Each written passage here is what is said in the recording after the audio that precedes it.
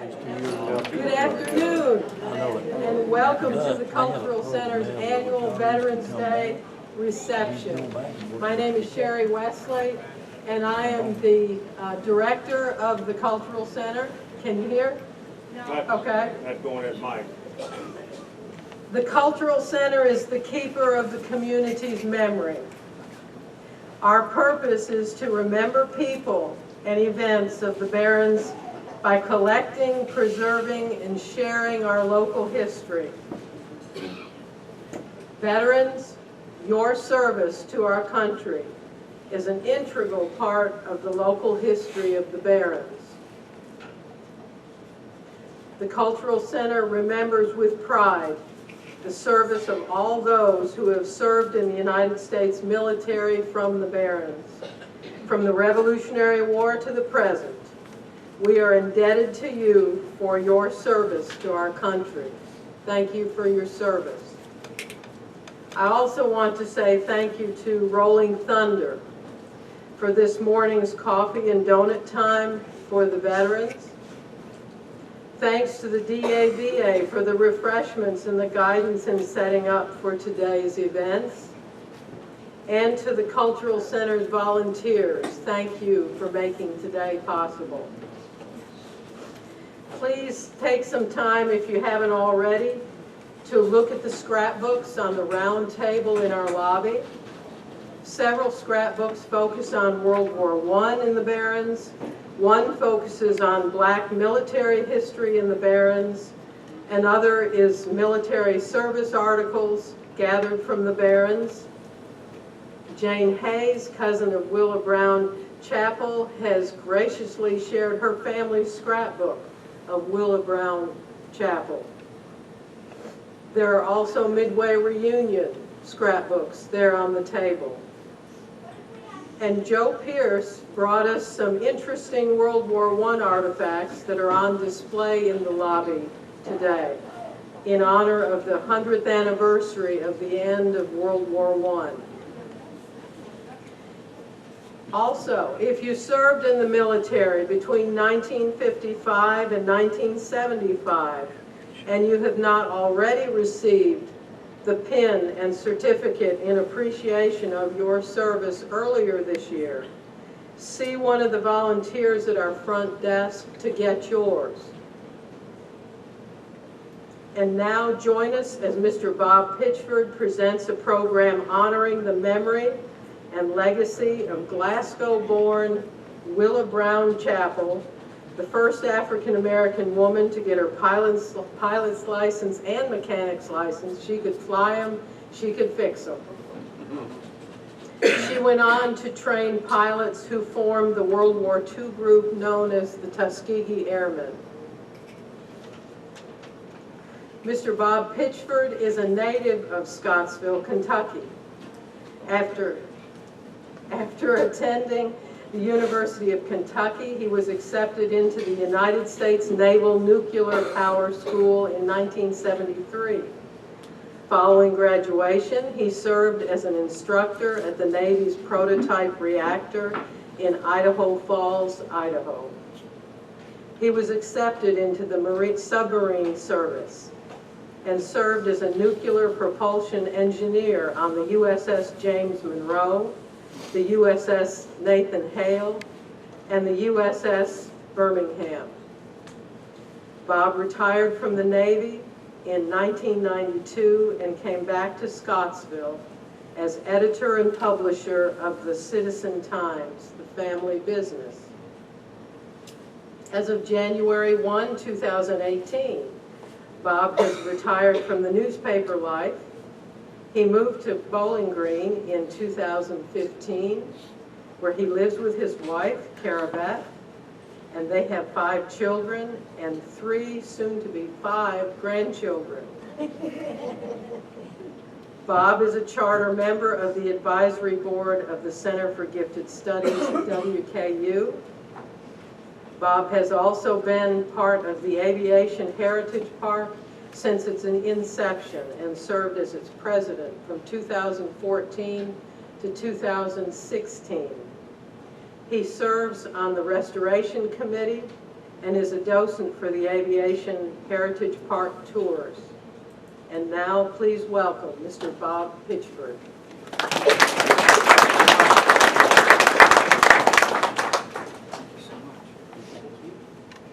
I guess y'all have seen the rack, so I'm taking this jacket off. It's hot. I was certainly honored to be asked to come today. Not only is it Veterans Day, but I'm here to spin a yarn that you might not know about. Some of you may know something about it, but you all don't know, as Paul Harvey said, the rest.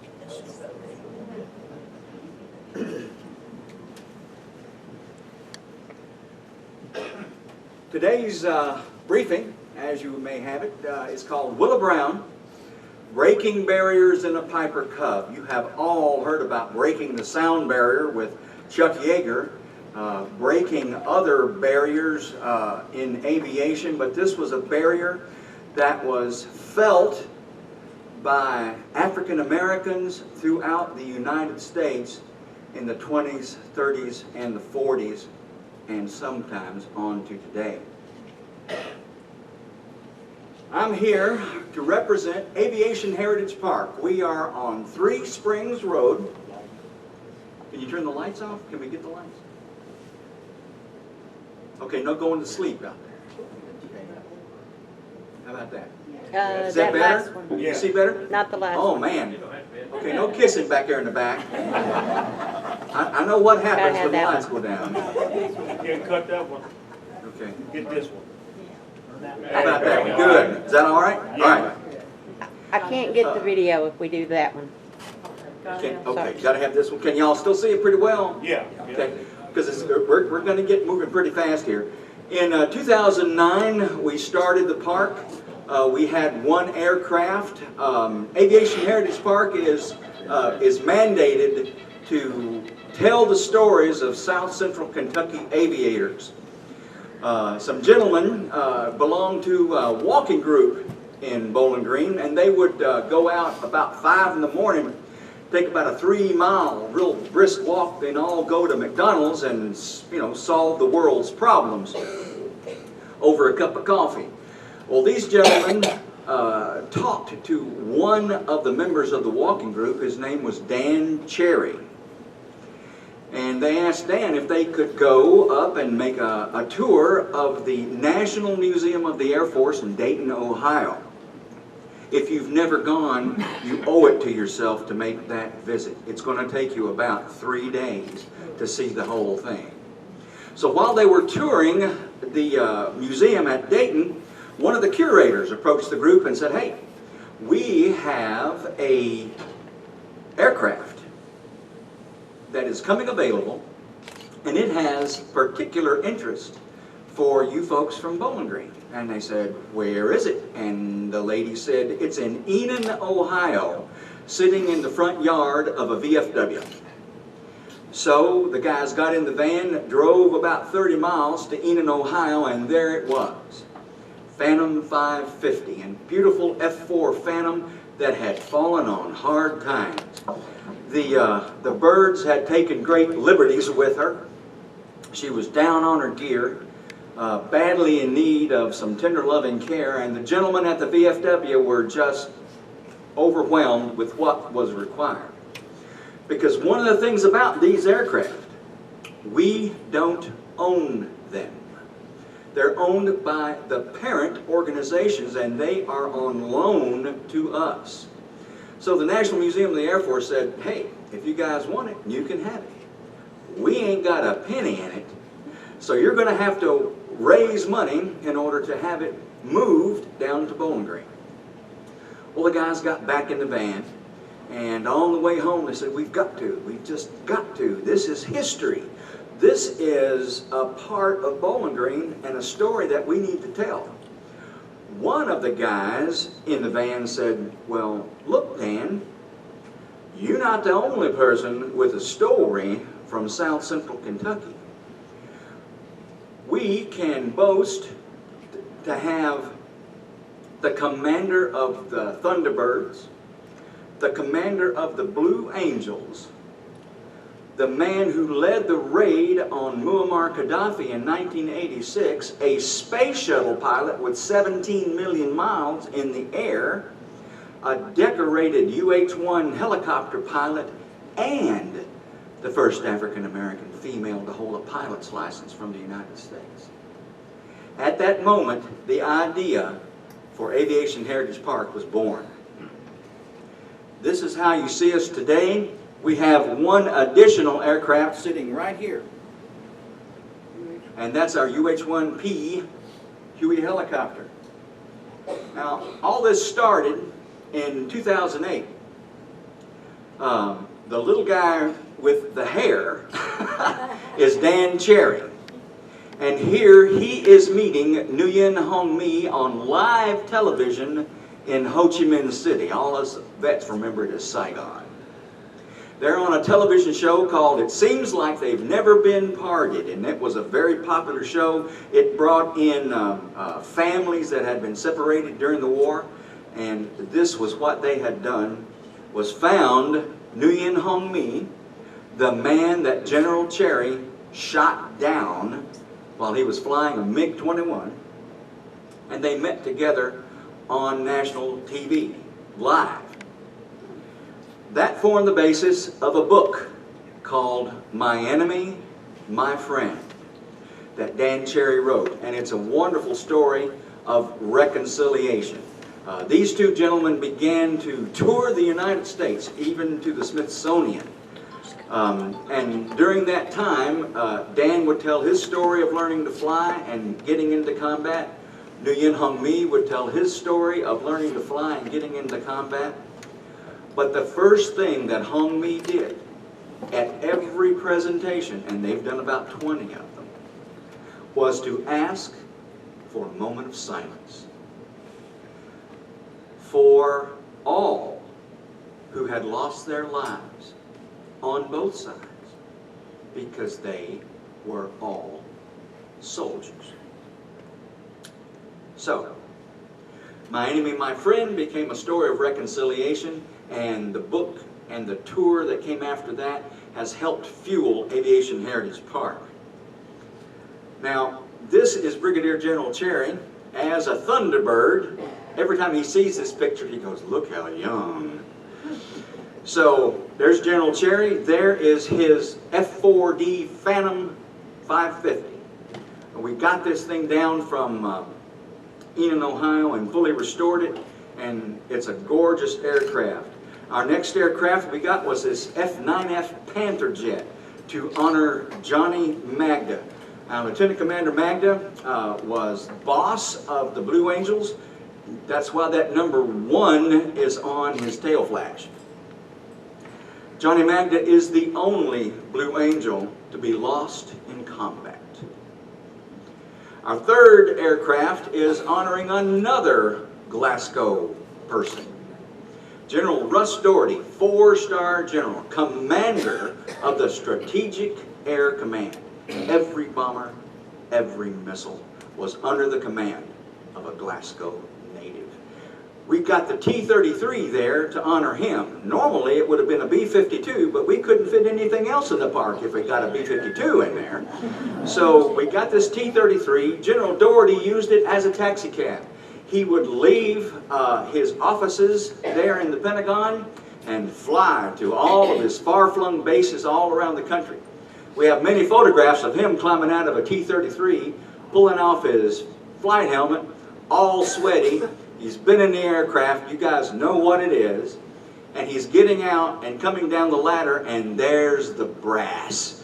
Everybody is all shined, ironed, and just as happy as they can be to see this guy who's all sweaty coming up and shaking their hands. Glad to be here, glad to be here, glad you're here. Thank you very much, General. You know, so Russ Doherty was an outstanding commanding officer. Then we have Colonel Arnie Franklin. He's a Bowling Green native, Warren Central High School. Went on to graduate from Western Kentucky University and joined flight training there. He served in Vietnam as an OV-10 pilot. You guys may know them as forward air controllers, FACs. okay? So Arnie flew there. The aircraft that we picked to honor him is an F-111 Aardvark. The term Aardvark was only put on that aircraft toward later of its life because the Air Force hated that name. But everybody in the world who worked on it or flew it called it the Aardvark because just look at that nose. So Colonel Franklin devised, planned, and led the Air Force portion of the raid on Muammar Gaddafi, Operation El Dorado Canyon. Colonel Franklin dropped an iron bomb right on his tent. Our next distinguished aviator is Colonel Terry Wilcutt. Terry is a Russellville native. Graduated from Western Kentucky University with a degree in math. Joined the Marine Corps as a pilot, became a Marine Corps test pilot, and became an astronaut with the Space Shuttle program. Terry Wilcutt has 17 million miles in space. When we unveiled this aircraft, we unveiled our aircraft at our annual hangar party, which is the third weekend in June. And you all are invited because we have another aircraft to unveil this year in 2019. Now, the NASA T-38 Talon there is a very historical aircraft. When we found her logs, we got this from the Boneyard, which is in Davis-Monthan Air Force Base in Tucson, Arizona, and brought her home, painted her up, cleaned it out, and made her ready for static display. While we were going through the logs, we found something pretty cool.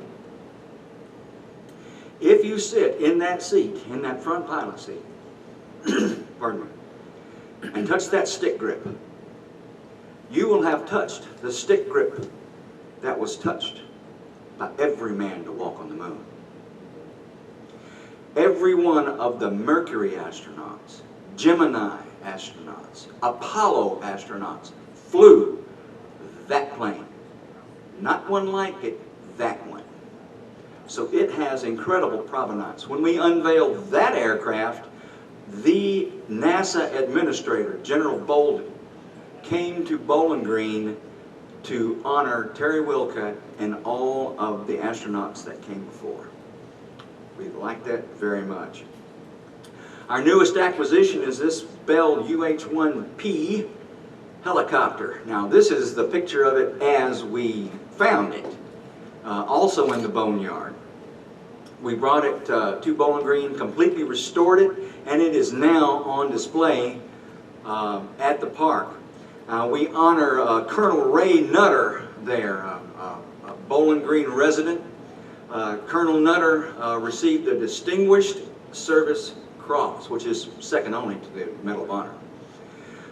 Colonel Nutter was on the very first devised raid to liberate a prisoner of war camp. It had never been done before. It was very early in the war. Intelligence came through that they had found some POWs in this particular place, and they set up a huge attack to not only secure this POW camp, but to liberate it as well. Well, when they got there, as many of you veterans know, the intelligence sucked. So the prisoners were gone. But in the meantime, they still landed a full contingent of ARVN soldiers. Colonel Nutter was leading a 3-ship with armed helicopters as aerial support. 2 of his 3-ship got shot up pretty bad, and they left and went back to the rally point. Colonel Nutter asked the rest of his crew, do we go or not? Because they didn't know if there was nobody there yet. So, do we go or not? And the crew said, hell yes, we go. So they came on in just prior to touchdown. They took a round in the port side of the aircraft and killed the other pilot, wounded severely Colonel Nutter, thigh wound, and they crashed their aircraft. Colonel Nutter got his 2 gunners out. They stripped the aircraft of what they could use, and they escaped and evaded. one of the things that they were right in the middle of was an NVA battalion. Colonel Nutter dispatched 2 VC with hand-to-hand combat and a K-bar knife. He got his guys back to friendly forces, and lived to fly again. Came to Bowling Green and started a very successful building supply and construction business. His son Mike has sat in our helicopter right there. It is painted for the Sock Train Tigers, which is what Colonel Nutter was a part of. So now you know about Aviation Heritage Park. We do things a little bit different than other air parks or even museums. We find our stories first. Remember that guy in the van? Colonel Cherry, you're not the only guy from Bowling Green blown an airplane.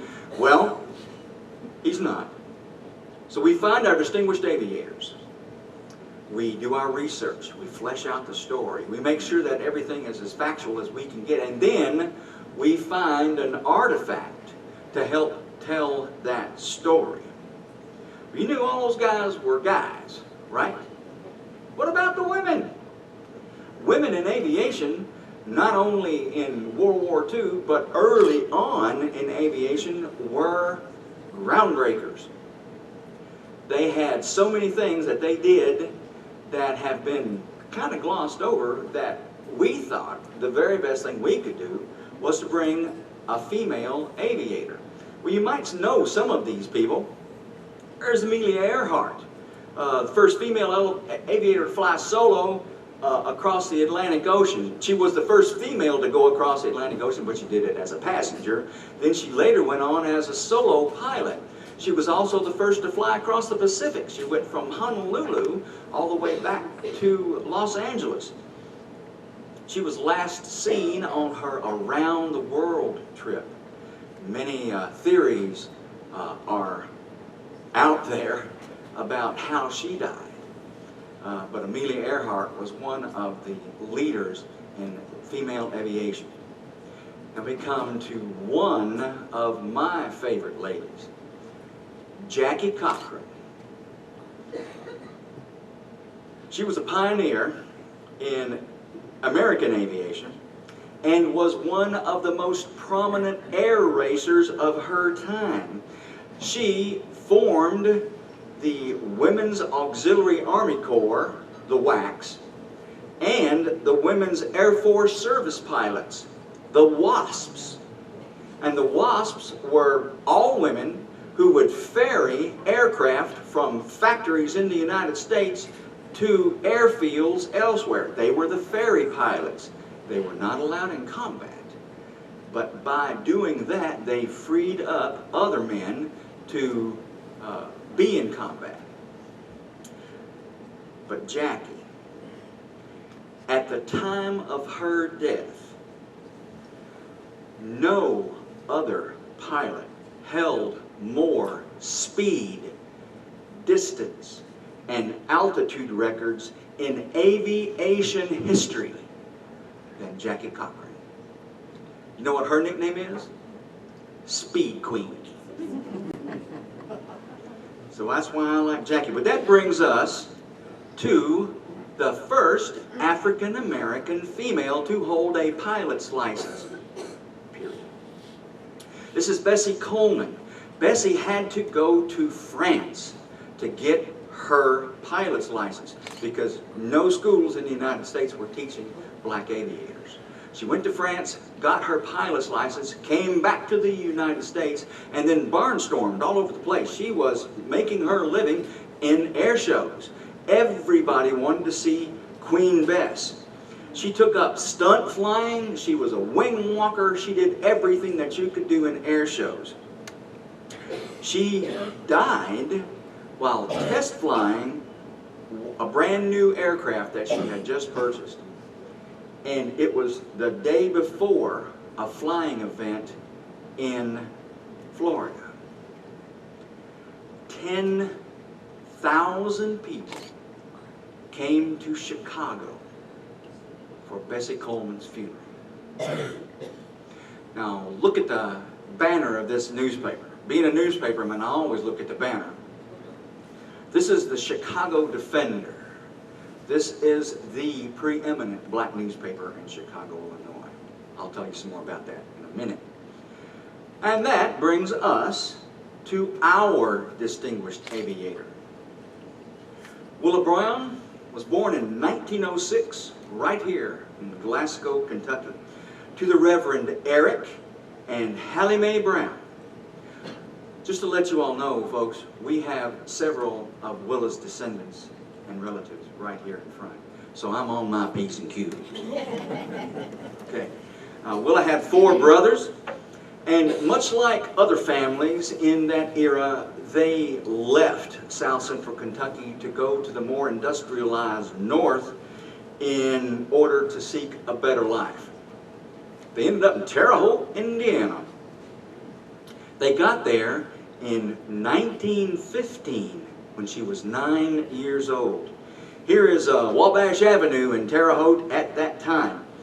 She graduated high school there in 1923, and her father, Eric, ministered several churches there. But he made his living in a factory that soaked railroad ties in creosote. A very hot, hard job. Now, we have been doing some research. Reverend Brown pastored several churches there, but we are trying to find out if they were AME or CME churches. To the north, they are AME churches. Here in Glasgow and Barron County, they were CME churches. So we're still trying to find out exactly which churches they have, but our records begin to fall off really fast. So this is Wabash Avenue in Terre Haute, Indiana. Willa graduated high school there, went on to graduate Indiana State Teachers College in 1927. You might know it as ISU. Okay. Willa's degree was in commerce, what you all know now as business administration. She learned typing, business forms, office organization, everything you've got to know to make a business run, and that would be her bedrock in later years. She moved to Gary, Indiana, where she became one, if not the youngest teacher in the Gary school system. Now, as I talk today, you're going to hear this word first, you're going to hear this word youngest, you're going to hear this word pioneer. Every time I say it, imagine a young black woman making her way in the world. Not only that, but breaking barriers. Willa taught business classes right here in Jefferson High School. Now, the Gary schools by themselves were among the most progressive public education programs in the country, and its methods were widely studied. The Gary schools were the first to meld vocational education and academic education. They brought it together, and this particular method of teaching was studied throughout the country. In 1931, Willa married, get his name right, Wilbert Hardaway. Wilbert Hardaway was Gary's first African-American firefighter. Because Willa was who she was, Wilbert Hardaway became Gary, Indiana's first African-American alderman. Okay? In 1932, Willa changed her mind about teaching and marriage. And she divorced Mr. Hardaway, who had a little gambling problem, and moved to Chicago. Very industrious young woman. She got work in law offices. She worked for the Works Public Administration for a while, the WPA. She even worked as a cashier at the Walgreens in Chicago. And in 1933, she met these two guys at her lunch counter. Johnny Robinson, and there's Willa in the center, and Cornelius Coffey had formed a group called the Challenger Aviation Association. They named their club for the Curtiss Wright aircraft engine called Challenger. They had come to talk to Willa because Willa was gorgeous. I got to say she was a beautiful woman. So these two guys had a beautiful woman in front of them, and the first thing they said is, "Hey, we have an airplane." And she said, "No, I don't think you do." He says, "Seriously, we have an airplane and we built it and we fly it, and I want you to come to this field where we fly it and watch us this weekend." It was pretty amazing because they did and she did. A little bit more about Mr. Robinson and Mr. Coffey. These two gentlemen had applied and were accepted to the Curtiss Wright School of Aeronautics in Chicago. They had paid their tuition in advance by mail. So when they showed up to start classes and were black, the Curtiss Wright School said, "No, we'll give you your money back. We just don't do black folk here at all." Mr. Coffey and Mr. Robinson were making their living there at Harlem Field, working on the owner of the field's milk trucks. Please notice the date. This is the 1930s. They were milk trucks during the day, and they ran liquor at night. So this gentleman applied some pressure to some of the local politicians in Chicago. The local politicians applied some pressure to the Curtiss Wright School of Aeronautics, and Mr. Robinson and Mr. Coffey were admitted the following Monday. Now, Robinson was the flamboyant personal persona of the Challengers, and Coffey was the technical genius. Very quiet man. At the Curtiss Wright School, they graduated at the top of their class, and they were allowed to use that corner of Harlem Field, which is at the end of Harlem Avenue in Chicago. Not Harlem in New York, but Harlem Avenue in Chicago. And they hosted their CAA activities there. Now, Cornelius Coffey knew that the way to the pilot seat was across the mechanic's bench. And Coffey used his position as the auto mechanic of that airfield owner to parlay into some flying lessons. He was a quiet man, but he was a top-notch instructor at the Curtiss Wright School. They allowed him, this is part of his deal, they allowed him to have one black student and one female student in his classes. Guess where he found both situations? In Willa Brown. In 1934, Willa earned her aircraft mechanic's license from the Curtiss Wright School. She began her flight instruction with Coffey and the Challengers. Big doings worldwide right here. In 1935, Italy invaded Ethiopia, okay, where the Lion of Ethiopia, Haile Selassie, was the emperor there.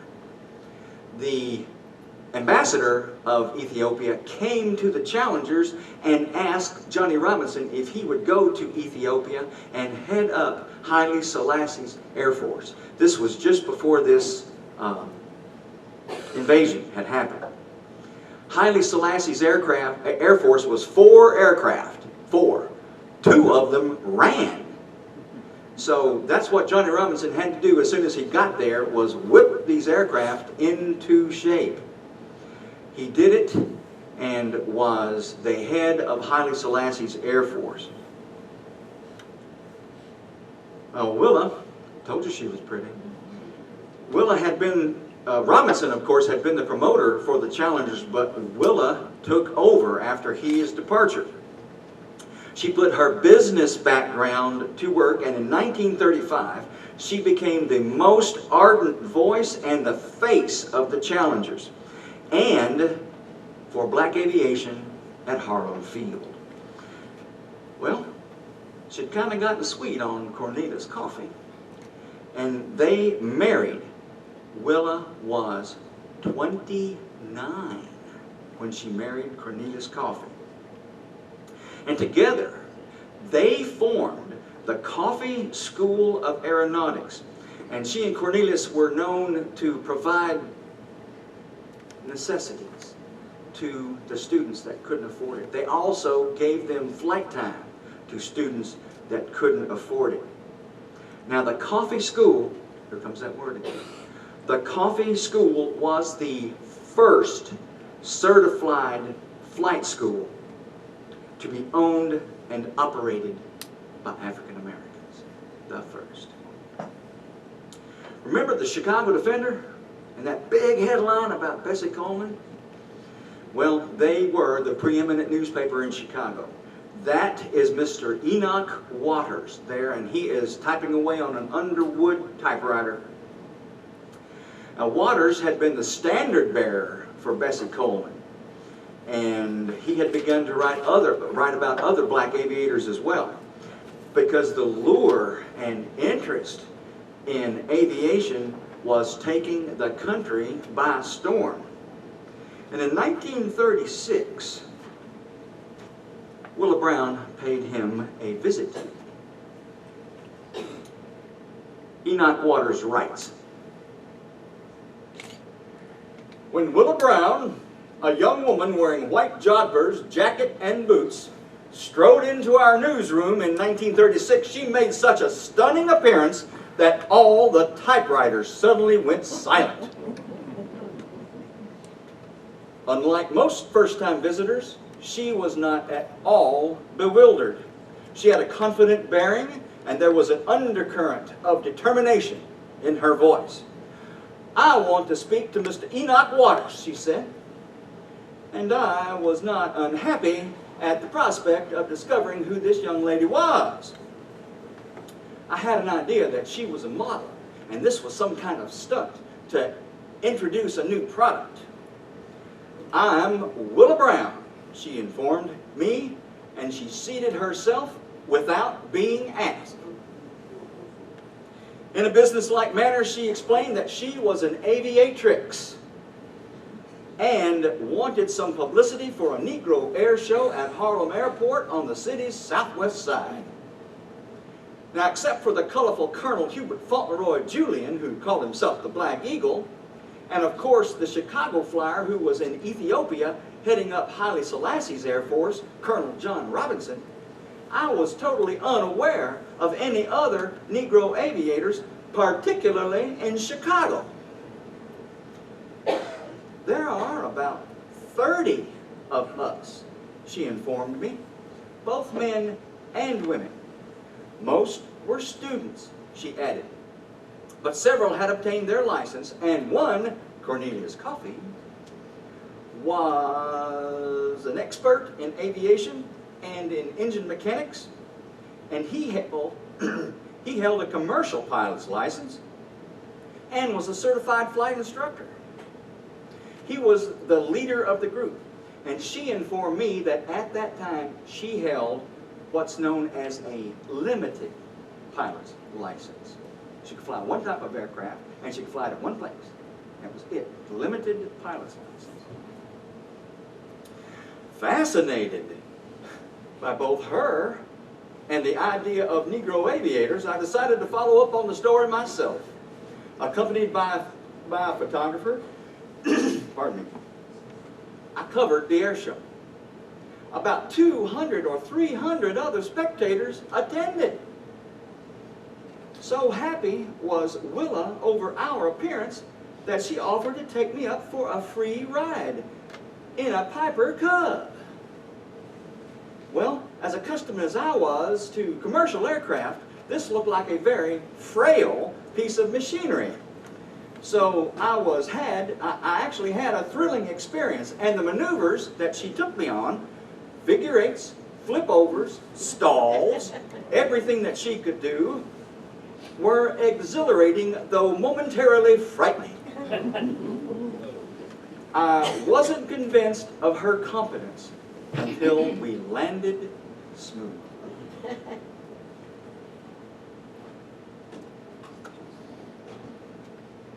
(1937) was a big, big year for Willa Brown. She received her MBA from Northwestern University, earned her Master's Mechanics license, and with the CAA certificate number 43814, Willa Brown Coffin became the first African-American female to hold a United States-issued pilot's license. Bam! Glasgow, Kentucky. In 1939, now 2 years later, Johnny Robinson returned because Ethiopia was overrun. He barely made it out alive. So he comes back to Chicago to be with the Challengers. Along with Willa and Cornelius, they expanded the Challengers and formed the National Airmen's Association, or the NAA. Originally, it was the National Negro Airmen's Association. But because they were fighting segregation, the very first thing they did was take Negro out of the title. The National Airmen's Association. The foremost purpose of the NAA was to attract black pilot candidates from all across the country to Chicago for training. But not only did they attract black pilots, they attracted Greek pilots, American Indian pilots, people who could not get into the standard white flight schools. All came to Harlem Field. Willa was the strength and the heart of the NAA. And she actively lobbied Washington to allow the Coffee School to join this particular program called the Civilian Pilot Training Program, or CPTP. Learn to fly for UNSAM. We were coming up on a war footing now. We haven't even hit 1940 yet, but we're coming up on the need for pilots. And the current flight schools that the Army Air Forces had just couldn't handle the volume. So they set up the Civilian Pilot Training Program, and through the government offered aircraft, money for fuel, and money for instructors. Okay? These were all over the country. Western Kentucky University had a CPTP. But the Coffee School of Aeronautics was not associated with any college or university. All of the other CPTPs were. So Willa devised a stunt, purely a stunt. She was going to have a round-trip publicity flight, starting at Harlem Field, landing at airports all along the way, pivoting at Washington, D.C., coming back up through the Jim Crow South and ending up at Harlem Field. Everywhere they would stop, the pilots would talk to the press about their opinion that black pilots should be ready to fight the war here. The aircraft they used was this little junky thing. This is a Lincoln Page biplane.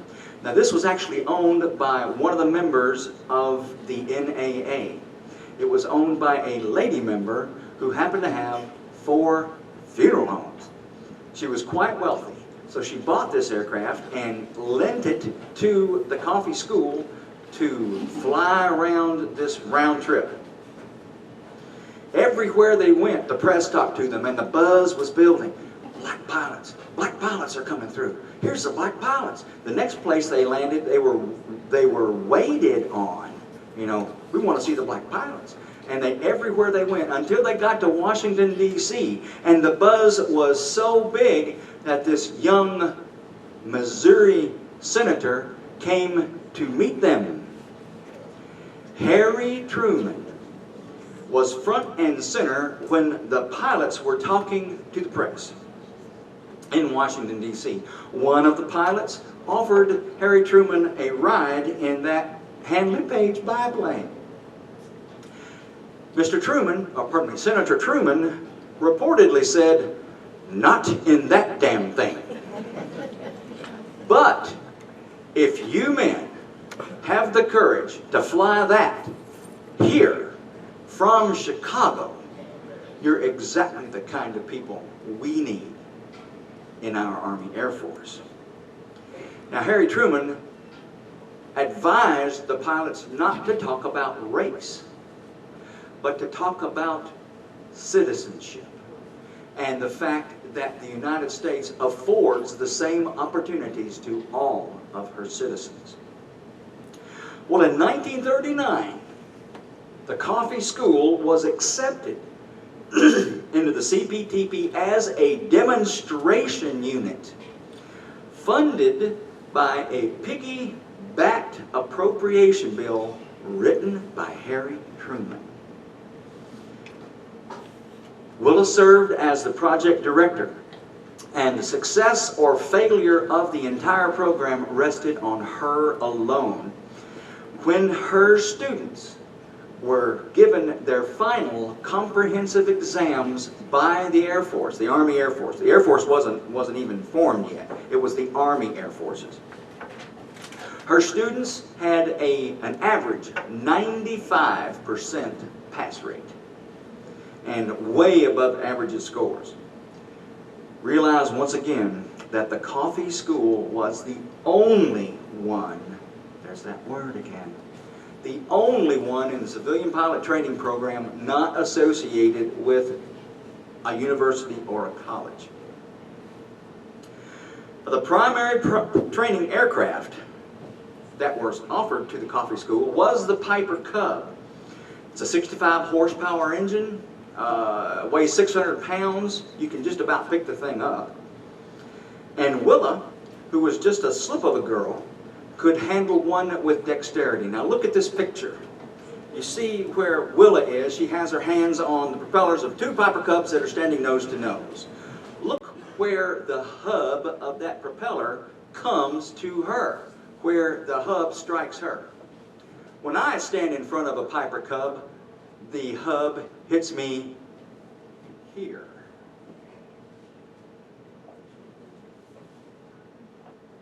Okay? All right. Now, one of these pilots at the Coffee School was having trouble with his maneuvers and just couldn't get the hang of it. So Willa, and he was a great big man, Willa put him in the Piper Cub. She climbed in it as well. They took off, and she did every one of the maneuvers perfectly, gently shaming him into going on and doing better. That pilot later became a red tail. Now, to their great credit, there were no training injuries nor any major damage to any aircraft during their CPTP operations. Now, when every pilot completed their cadet phase, they had one question. What's next? Where do we go from here? The Coffee School is the only one that will teach us. We want to fight. We want to fight for our country. Willa began to lobby Washington again to have the Coffee School expanded into the primary flight training position for the Army Air Forces. She had the field, she had the residences, she had the food service, she had the mechanics, she had everything she needed to be that school. The Army Air Forces had a different idea.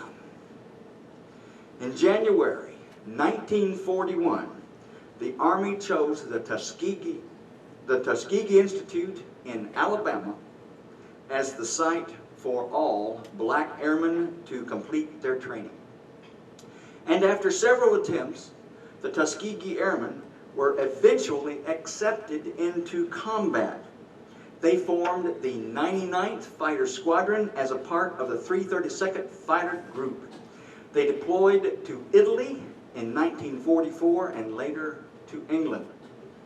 They served with distinction in World War II.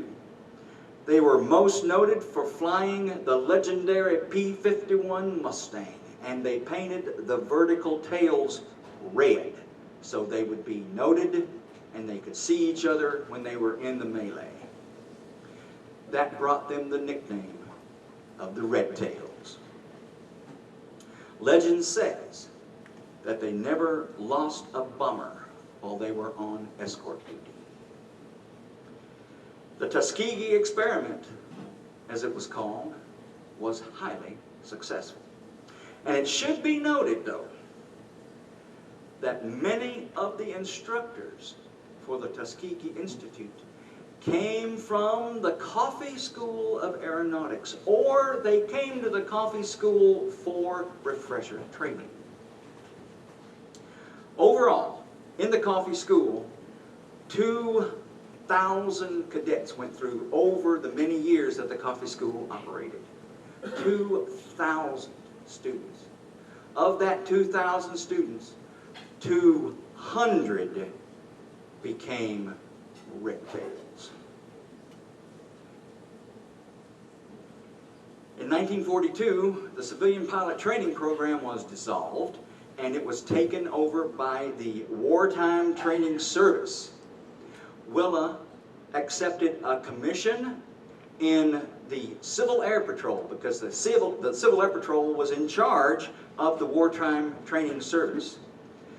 This made Willa Brown Coffee the first, here's that word again, the first African-American, male or female, to accept a commission in the Civil Air Patrol.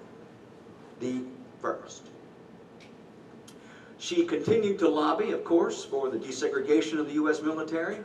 And in 1943, she became the first woman to simultaneously hold a commercial air transport license, which is the highest one, and a master mechanic's license, simultaneously. Now, Willa and Cornelius kind of drifted apart after the war. They divorced, and they remained great friends. And in 1948, then President Harry Truman, remember him, signed Executive Order 9981, fully integrating the United States military. Now, she became coordinator for the War Training Services for the CAA, which later became the FAA, the Federal Aviation Administration. And she was honored here by the city of Louisville for her incredible contribution to flight. Look right there in the center. Lieutenant Willa Brown, aviatrix, maker of pilots. Willa became the first African-American, there's that word again, the first African-American to run for United States Congress in 1948 as a Republican. She was unsuccessful but ran again in 1950 and 1952. In 1955, Willa married Reverend J.H. Chappell and taught school in Chicago's suburbs until 1971. In 1972, she was appointed to the FAA's Women's Advisory Board. Willa died at the age of 86 in 1992. But the story goes on. In 2002, Willa Brown Chappell was named one of aviation's 100 most influential women. And in 2003, she was named to the Kentucky Aviation Hall of Fame. Now, you know this sign. It's right up here on your own square. This was erected by the BNPW Club Okay, and it tells the story much faster than I have, obviously, but it tells the story of Willa Brown, using that last name, Miss Chappell.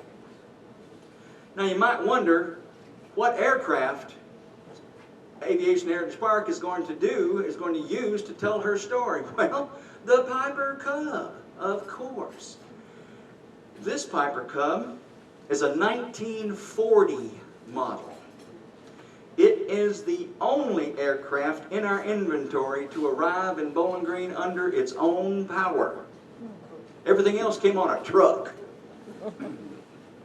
We found this just outside of Indianapolis, Indiana, in a barn.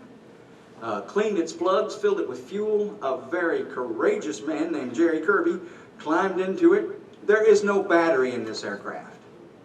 You start it like this.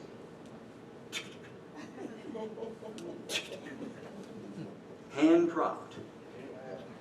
So we got it here to Bowling Green, and Jerry said, flew just like a Cub.